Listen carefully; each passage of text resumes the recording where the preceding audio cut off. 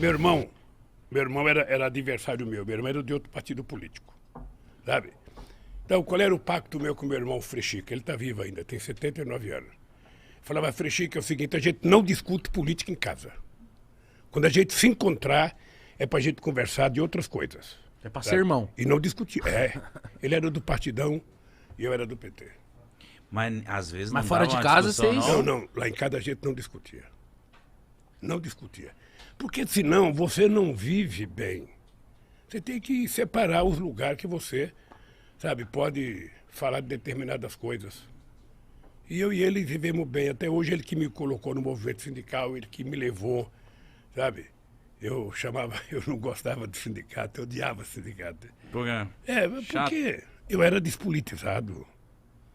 Você sabe que ser despolitizado é moda, né? Ser ignorante é moda no governo Bolsonaro. Quanto mais ignorante, mais moda. Melhor.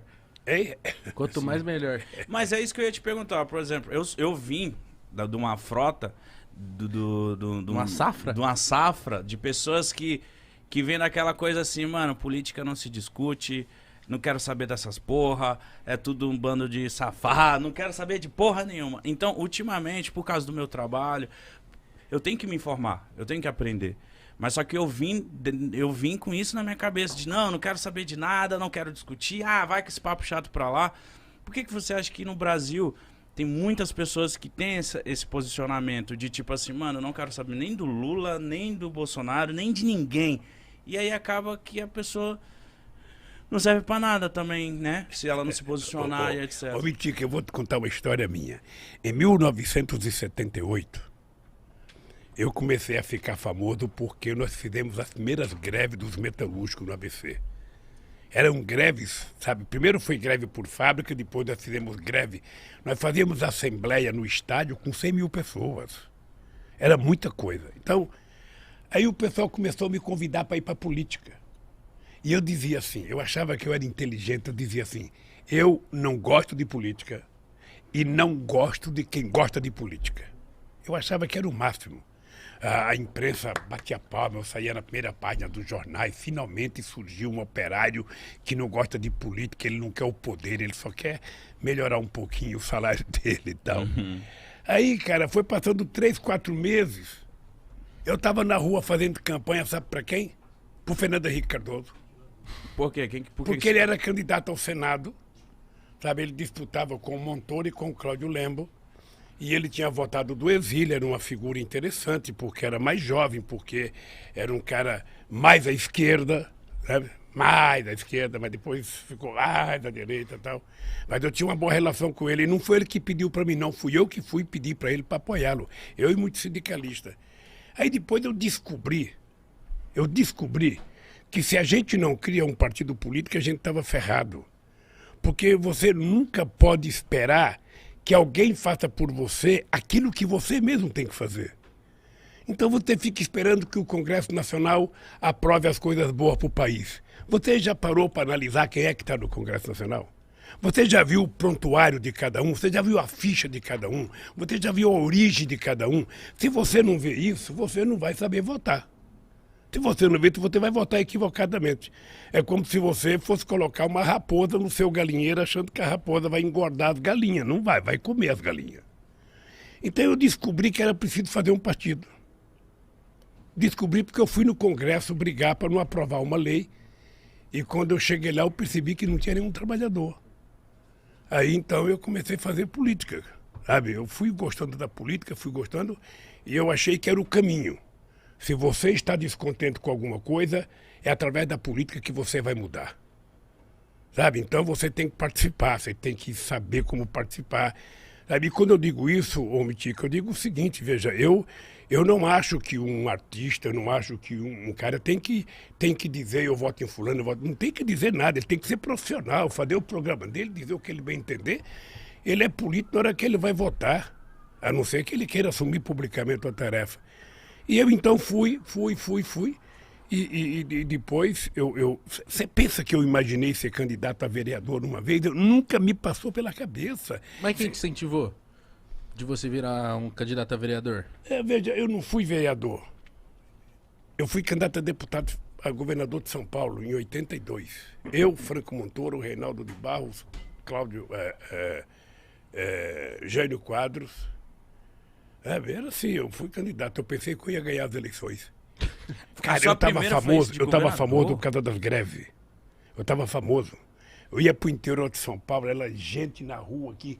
As pessoas não imaginavam como é que eu juntava tanta gente na rua. Eu dava autógrafo. Tinha um livro que foi lançado meu chamado Lula, Entrevistas e Discursos. Eu descia do palanque, lá tinha que dar autógrafo, sabe?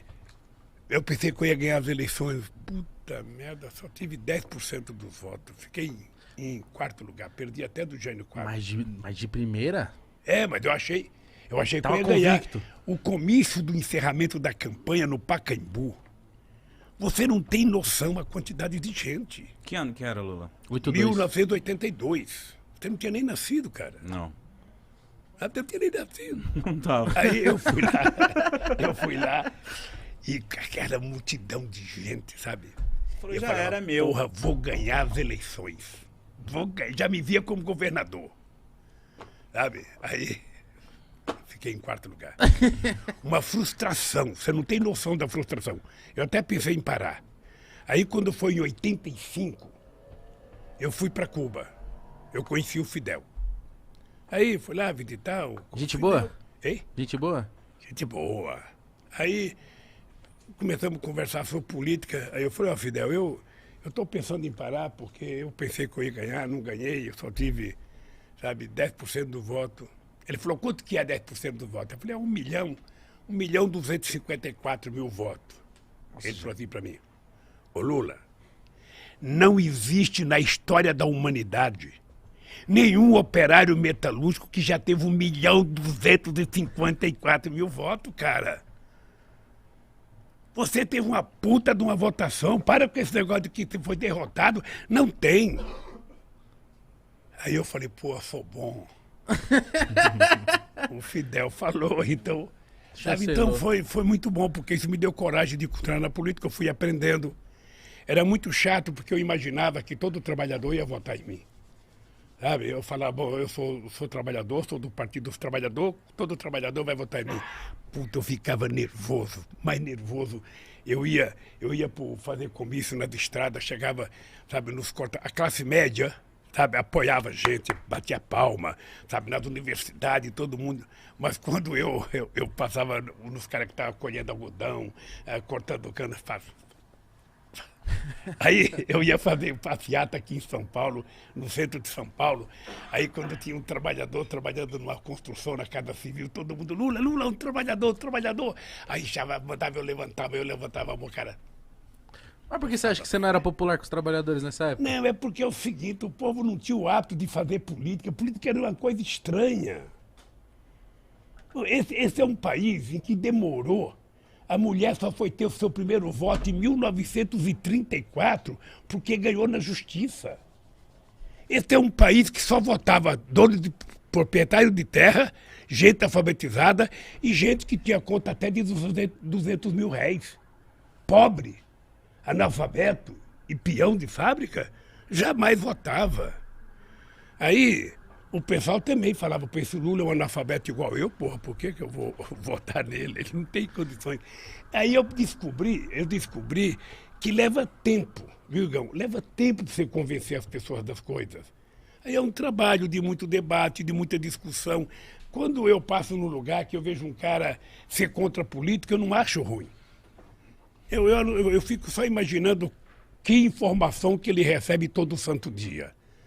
Porque eu tenho uma coisa que eu falo para a juventude o seguinte, olha, ô Igão, você pode não gostar de política. Tá? Você pode dizer, eu não gosto de política, política é tudo ladrão, Lula é ladrão, sabe, Haddad é ladrão, Fernando Henrique Cardoso é ladrão, Bolsonaro é ladrão, Dória é ladrão. Você pode dizer tudo o que você quiser. Mas mesmo você pensando assim, você pensa o melhor para o seu país, você pensa o melhor para o seu povo, você pensa o melhor para você. Então, se você acha que todo mundo não presta, você tem que decidir escolher um cara que presta. E esse cara que presta não é os outros, é você, cara. Então coloca o político que você tem dentro de você para fora e seja você o político decente, sabe, porreta, sabe, que você quer. Não tem outro jeito. Você não pode querer que eu seja a pessoa que você quer que eu seja. Não, eu sou eu. Agora, se você quer um cara top, Aí é você, Mitico, é você, Igão. É assim que se faz as coisas. A política no Brasil não dá certo porque as pessoas não têm compromissos ideológicos. As pessoas são eleitas porque são eleitas. Mas eu acho, ó, por exemplo, se eu me candidatar, vou falar, rapaziada, a gente fez uma fama bacana aqui com o Podpah, a galera já me conhece um pouco. Vou falar, galera, ano que vem eu vou quero virar deputado, sei lá. A galera já vai me olhar com outro olhar, sabia, Lula? Vai falar assim, ih, mano, então ele criou o Podpah só pra ganhar voto, esse filho da puta. Já vai me olhar com outro olhar, esse cara entendeu? que pensa assim, é verdade, ele vai pensar assim. E é normal que ele pense assim. Porque a vida inteira na política se tirou proveito da inocência do povo. Sim. Eu morava na vila, quando eu fui morar no Parque Bristo, chegava em época da eleição, eu morava numa... Se você for na ribanceira que eu morava, você nem sai hoje se chover. Eu morava numa ribanceira que quando eu saía para trabalhar, eu colocava galocha. Você não sabe o que é galocha? Galocha é uma bota de borracha. Eu colocava aquilo para poder atravessar no barro, chegava na padaria, tirava minha galocha, embrulhava no jornal, colocava embaixo do braço, ia trabalhar, na fábrica lavava, quando eu voltava, chegava na padaria, colocava a galocha. Eu morava num lugar desgraçado, cara. Quando eu chegava na época da eleição, aí aparecia lá, os caras colocavam poste na rua, sabe? Jogando poste, ia jogando guia, ia jogando sarjeta, vai melhorar a rua. Aí o povo votava naquele palhaço lá. Aí quando passavam as eleições, passava um caminhão recolhendo as guias, recolhendo os postes. Então o povo está acostumado a isso, então é normal. Mas você tem que convencer as pessoas por que você quer ser deputado. O que você pretende fazer lá. Faça um programa e apresente para o povo. Eu quero ser deputado porque eu quero fazer isso, isso, isso e isso. Se eu não cumprir, eu desisto.